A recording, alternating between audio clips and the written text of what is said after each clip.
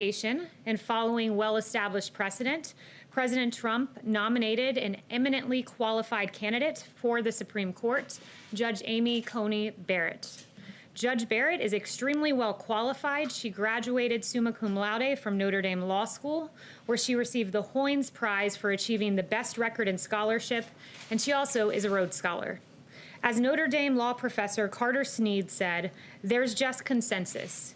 Amy Barrett is the best student, the smartest, and most talented person to ever come through the University of Notre Dame Law School." In addition to being a gifted student, Judge Barrett clerked for DC Circuit Judge Lawrence Silberman and the Lion of the Court, Justice Antonin Scalia. In 2017, Judge Barrett was confirmed in a bipartisan vote to serve on the Seventh Circuit Court of Appeals. In support of her 2017 nomination, colleagues described Judge Barrett as, quote, "a model of the fair, impartial, and sympathetic judge." Judge Barrett is not only a qualified jurist, but a woman of great character. Judge Barrett is a devoted working mom of 7 children, including 2 adopted from Haiti and 1 child born with special needs. Judge Barrett is full of compassion and empathy, and she understands the needs of our nation's most vulnerable. Judge Barrett would become the first ever mother of school-aged children to serve on the Supreme Court of the United States. If confirmed, Judge Barrett would be the only Republican-appointed woman on the court and the 5th woman in the court's history. Her qualifications are many. Her character is unquestionable. Her devotion to the Constitution and interpreting the law as written is steadfast. Judge Amy Coney Barrett is the right choice to serve on the Supreme Court. And with that, I will take questions. John. Kayleigh, if I could start off, I'd like to ask you for a definitive and declarative statement without ambiguity or deflection. As the person who speaks for the president, does the president denounce white supremacism and groups that espouse it in all their forms? This has been answered yesterday by the president himself, the day before by the president himself on the debate stage. The president was asked this. He said, sure, 3 times. Yesterday, he was point blank asked, do you denounce white supremacy? And he said, I've always denounced any form of that. I can go back and read for you in August 2019, in one voice, our nation must condemn racism, bigotry, and white supremacy. In August of 2017, racism is evil, and those who cause violence in its name are criminals and thugs, including the KKK, neo-Nazis, white supremacists, and other hate groups. I have an entire list of these quotes that I can go through with you. He has condemned white supremacy more than any president in modern history. Just to clear it up this morning, can you, naming it, make a declarative statement that you denounce, that the president denounces it? I just did. The president has denounced this repeatedly. The president was asked this. You're contriving a storyline and a narrative. I'm just asking you to put this to rest. I just did. I read you all of the quotes, and if you need to see them in writing, I will put them in an email. Paula. So, Kayleigh, can you right now denounce white supremacy and the groups that espouse it? I just did. The president has denounced white supremacy, the KKK, and hate groups in all forms. He signed a resolution to that effect. The president just last week, perhaps you all weren't covering it, but just last week expressed his desire to see the KKK prosecuted as domestic terrorists. This president had advocated for the death penalty for a white supremacist, the first federal execution in 17 years. His record on this is unmistakable, and it's shameful that the media refuses to cover it. Yes. Thank you. The FBI and the Department of Homeland Security say that racially motivated violent extremism is one of the deadliest threats that we face in the U.S. Does this White House agree with that assessment, and what is it doing to combat this threat? The president has done quite a bit to combat this threat. First of all, last week, he also, in addition to saying he wants to prosecute the KKK as domestic terrorists, he said that lynching should be a national hate crime. Again, I think there's no stronger signal that you can send than advocating for the execution of a white supremacist the first time there's been a federal execution in 17 years. He's been unmistakable. Is different than actually doing it. He's continually condemned it, and it is really... The record on this, to go to John's question, is mixed. He has condemned it, he has equivocated. At times he said he didn't want to acknowledge it or address it. His record is very mixed on this issue. His record is not mixed in the slightest. And when you go back in history, you can see that history right here. When you go back in history, you can see that Jesse Jackson has praised the president as someone who served underserved communities. This president with Mar-a-Lago, it was the first Palm Beach club open to African Americans and Jews. And in fact, but his record is mixed. He has not been praised. consistent on the issue He of has white been supremacy. So I'm asking you, entirely what has this consistent. White House And it done is quite to shameful. combat It is what the quite FBI shameful. says is Let one of me the speak, Paula. deadliest threats Paula, in this country? We're not having a debate on a cable news network. You're right now, you need saying to let that he me finish. condemns it. I have his record right here. It's You need mixed. to let me finish. His record It's is mixed. quite funny that the media goes haywire about interrupting in debates and then chooses to pursue that very same tactic themselves. This is a White House briefing. You ask a question and you give me time to answer. Yes. Kayleigh, the president said at the debate that Roe versus Wade was not on the ballot and that Judge Amy Coney Barrett's view was not known. She signed a newspaper ad in 2006 which called for, quote, an end to the barbaric legacy of Roe versus Wade. And the president has explicitly promised to support judges that overturn Roe. Was he downplaying her views on Tuesday night? And what do you say to the American public about whether Roe is on the ballot? The president has been clear that he would never ask a judge to prejudge a case. Judge Amy Coney Barrett has, on multiple occasions, said it is never appropriate for a judge to impose that judge's personal convictions, whether they derive from faith or anywhere else on the law. She said that she continues to stand and vehemently believe the core proposition that if there is ever a conflict between a judge's personal conviction and that judge's duty under the rule of law, it is never, ever permissible for that judge to follow their personal convictions in the decision of a case rather than what the law The requires. president expects her to overturn Roe. He has said he would only appoint judges that overturn Roe. The president would never ask a judge to prejudge a case. And what I would also say is we fully expect that the Ginsburg rule be followed throughout the course of these proceedings. It was then Senator Joe Biden who set the Ginsburg rule in saying that there are no questions on how Ginsburg will decide any specific cases that may come before her. And Justice Ruth Bader Ginsburg indeed applied that rule throughout the course of her hearing on the First Amendment religion Say clause. that her and various views are not other known, issues. if they are Yes. very clear. Will the president commit to participating in the next debate before the commission changes the rules? First, with regard to the commission rule changes, the president made clear his view on that yesterday, that he thinks the only way there's a fair debate is change in the moderator and a change in the Democrat nominee. He wants to debate. He plans on being at the debate, but he wants the rules to be fair and wants a fair exchange and doesn't want rules that cover for a certain candidate's inability to perform well. Thank you, Kayleigh. Can you explain why it's appropriate for the president to be holding rallies this weekend in two areas that this White House has declared to be red zones in Wisconsin? Yeah, so the president believes that people have a First Amendment right to political speech. He is having a rally. People can choose whether or not to come. But the governor has begged the White House to please not continue having events like this. Your own coronavirus task force says this is an area that people need to be really careful in, double down on social distancing. So why is it right for the president to be coming in there and holding another rally Well, or two we- rallies? We employ measures to protect rally goers. We encourage We've all mask covered these wearing rallies. and These people are sanitizing. shoved together. There are thousands of people standing close to each Did other, you watch not the wearing Democrat masks. nominees rally yesterday? There was no social distancing there, so I assume you guys expressed the same line of questioning to the Democrats. But what I would say is this, is there really seems to be two standards of health in this country, one for Trump supporters and one for everyone else. You had 1,300 health experts literally sign a letter that said, we do not condemn these gatherings, speaking of the protests that we all saw play out. We do not condemn these gatherings as risky for COVID-19 transmission. We support them as vital to the national public health. So it's vital if you're protesting, but somehow political speech is no longer vital when it comes to a Trump supporter. Caitlin. So the Proud Boys, or people who consider them to be members of this group, give voice to these misogynistic, Islamophobic, anti-Semitic, anti-immigrant views. They're a despicable group by pretty much anyone's standards. So when the president was asked about them and you say he denounced them, that's what you're insisting that he did on the debate stage the other night. If that's the case, then why are they celebrating what the president said on the debate stage in front of millions of people? Well, I don't speak for that group, so I'm not sure why you're asking me why they're saying a certain If thing. someone denounced you, you probably wouldn't put it on a t-shirt and make badges of it, right? The president did denounce them. He was asked, will you tell them to stand down? He said, sure, and went on to By, stand. which seems like an He instruction. said stand back, and then just yesterday yesterday when he was asked, he said specifically stand down, a synonym with stand back, and the president said sure when asked by the moderator whether they should stand down. So No, he again, said- it's really interesting too to see that the media seems to be the only one putting the names of these groups into headlines, into media reporting.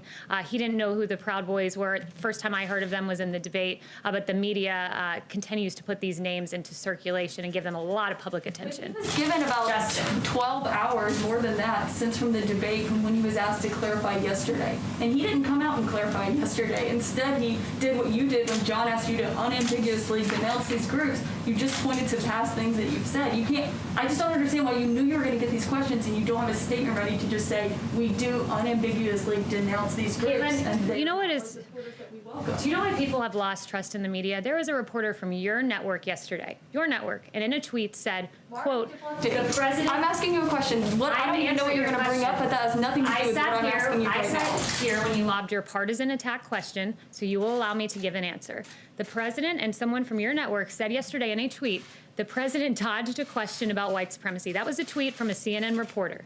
The president specifically, verbatim, was asked yesterday, white supremacy, do you denounce them? To which he responded, I have always denounced any form of that. Those are the facts. And CNN, I know that truth is of no moment to your network, but those are the facts. They're not And that is Why are shameful of your report.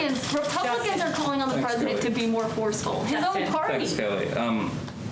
I had a question about unemployment, but I first wanted to clean up something from your opening. You said Judge Barrett was a Rhodes Scholar. I'm not sure that that's true. That's what I have written She here. attended Rhodes College. She was not Attended a Rhodes College, so So my bad. very different thing. Yes. All right.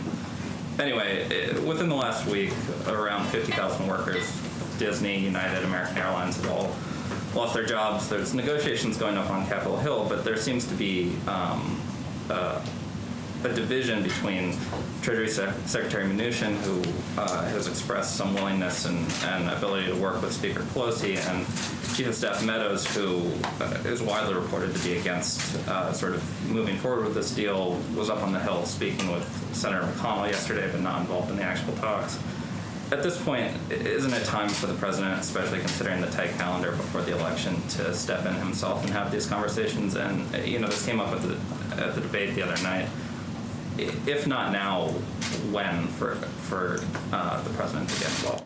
Yeah, so, first I would say Nancy Pelosi is not being serious. If she becomes serious, then we can have a discussion here, but Lowered her offer by trillions of dollars. we raised our offer, but when you lower your offer $2.2 trillion and you ask for direct payments to illegal immigrants and you ask for certain deportation forgivenesses in your offer, it's not a serious offer. What we are talking about here is relief for the American people, for American citizens, not direct payments to illegal immigrants. We raised our offer to $1.6 trillion. Among that was $250 billion for state and local. The $250 billion for state and local is the estimated loss because of COVID.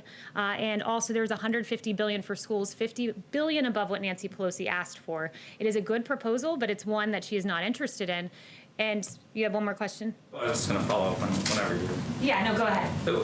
If immigration is a stumbling block and this deal's not going to get done because of that, Chief Meadows in the past had said that you guys were looking at unilateral executive actions on airline aid. Specifically, we're seeing massive layoffs in that sector right now. He'd also said that there might be other things available for the millions of other Americans who are facing joblessness right now. But are any of those things going to happen? Yeah, it's a great question, and it's very sad to see what's happening in the airline industry. I met a few of the airline workers on a flight who would lose their job, and their job loss, 19,000 people facing layoffs, is because of Nancy Pelosi. The White House right now, you talk about unilateral action. We are willing to look at a plan, legislation that is just clean legislation to protect those airline workers. Nancy Pelosi, rather than playing election partisan politics, should come to the negotiating table. Let's consolidate around things we agree on. And I think something we can agree on is 19,000 workers should not lose their job in the airlines. So it's incumbent upon Nancy Pelosi to engage with Secretary Mnuchin and the Chief of Staff on making that a reality. Yes. Thank you, Kayleigh. As you know, the president has criticized the mail-in voting process quite a bit over the last few weeks. The other day, he said they found a lot of ballots in a river. Who is they? What the president was referring to are something that we've seen just in the last 7 days, where in Wisconsin there were trails of May ending up in a ditch. That's, I believe, the specific he was referring to, and that included absentee ballots. We're specifically, in this particular statement, though, who is they that found those ballots, and where is this river anywhere in this country? The local authorities. It was a ditch in Wisconsin that they were found, and I can get the article to your inbox if you'd like. And beyond That's that, fine. If he misspoke, that's fine. No, So that's- he I believe meant a that's what the president was ditch rather than referring a river. to. And you're missing the forest for the trees here. The point is, No, I cover the The news, point and I is- like to report accurately in the news. And You're- when the president says they found a lot of ballots in a river, I simply want to know where the river is. no, you simply want to ignore the fact of the matter. Again, I got asked so please many questions allow me to about this respond. and my Allow me to Fox respond. affiliates. Where is this river? Allow And I me can't to give them an respond to you. accurate information. Allow me and to that's why respond. I'm asking you. This is what is happening here. You are ignoring the problem here, which is last week in Pennsylvania, you had ballots found in a ditch. That is a fact. In Wisconsin, 7 military ballots, all marked for Trump, were found cast aside.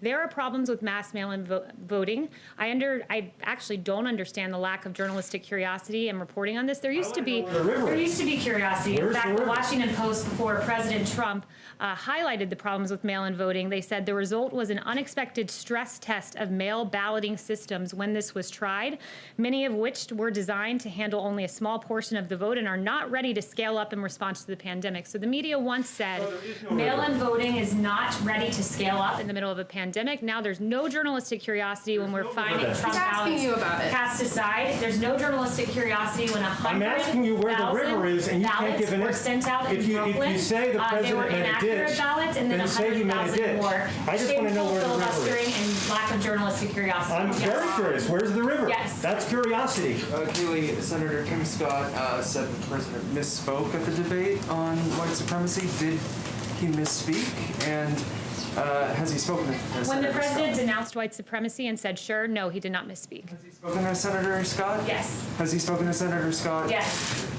Kayleigh, the 1.6 trillion that the administration has floated to Speaker Pelosi, is that the highest top line that the administration is going to go? And Speaker Pelosi also just said that she's expecting a counteroffer from the administration. Is the White House and Secretary Mnuchin preparing one right now? Yeah, right now we have the 1.6 trillion number, and I'll let you know if that number goes up. Thanks, Kayleigh. How does the White House interpret the Pope's refusal to meet with Secretary of State Pompeo? I have not spoken to the president about that, so I'd have to get back to you on that. Yes. Kayleigh, I wanted to ask you about the statement from the President, Vladimir Putin, and Emmanuel Macron about the conflict in Nagorno-Karabakh. How worried is this White House that this conflict is going to escalate beyond a regional dispute? Yeah, sorry, back up 1 second. What was the top of your question there? It was about what we just signed? Yeah, there's a statement, I understand, that was put out by Vladimir Putin, Emmanuel Macron, and also Donald Trump that calls for peaceful negotiations. On Armenia, Azerbaijan, right.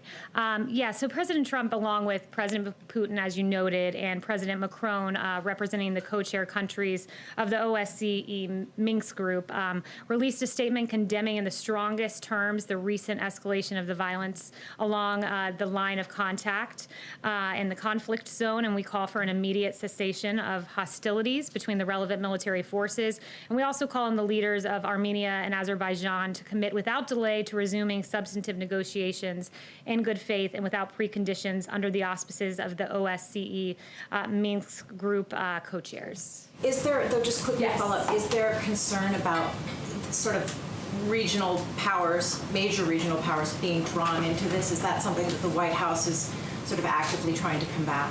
That's all I have to say on that matter at this time. Yes. For you. One about the list of former Trump administration officials who are coming out against President Trump and supporting Joe Biden is growing. Is the president concerned about these dissidents and what they are talking about? No, we're not concerned. The people who have come out are people who don't have personal interactions with the president, and they're peddling things that are falsehoods to advance their careers. And I have a question about the Latino vote.